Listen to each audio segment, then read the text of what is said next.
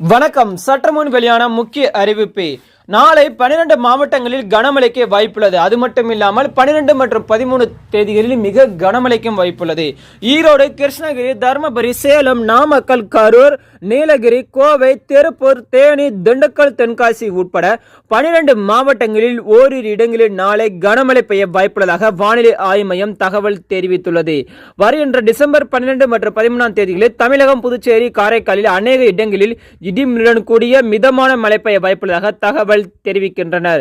அது மட்டுமில்லாமல் வட தமிழகம், புதுச்சேரி, காரைக்கால் பகுதியில் அவ்வப்போது பலத்த தரைக்காற்று மணிக்கு 30 முதல் 40 கிலோமீட்டர் வேகத்தில் வீசக்கூடும். எனவே அப்பகுதியில் உள்ள மக்கள் பாதுகாப்போடு இருக்கும்படியும் அறிவுறுத்தப்பட்டுள்ளது. தென்மேற்கு வங்கக்கடலில் நேற்று நிலை கொண்டிருந்த மாண்டூஸ் புயல் நேற்று நள்ளிரவு மாமல்லபுரத்துக்கு அருகே கரையை கடந்தது. அதனைத் தொடர்ந்து 12 மற்றும் 13 தேதிகளில் தமிழ்நாடு, புதுவை மற்றும் காரைக்கால் பகுதியில் அநேக இடங்களில் இடி மின்னலுடன் கூடிய லேசான முதல் மிதமான மழை பெய்யக்கூடும். அடுத்த 24 மணி நேரத்தில் வானம் பொதுவாக மேகமூட்டத்துடன் காணப்படும். நகரின் மிதமான மழை பெய்யக்கூடும். அது மட்டும் இல்லாமல் அதிகபட்ச வெப்பநிலை 28 டிகிரி செல்சியஸ் மற்றும் குறைந்தபட்ச வெப்பநிலை 23 டிகிரி செல்சியஸ் அளவிருக்கும்.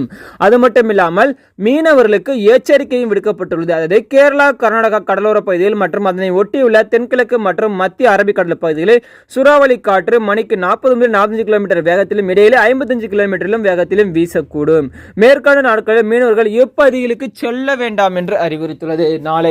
நாளை பார்த்தீங்கன்னா கிட்டத்தட்ட 12 மாவட்டங்களில் கனமழை பெய்ய வாய்ப்புள்ளதாக நாளை தெரிய வந்துள்ளது.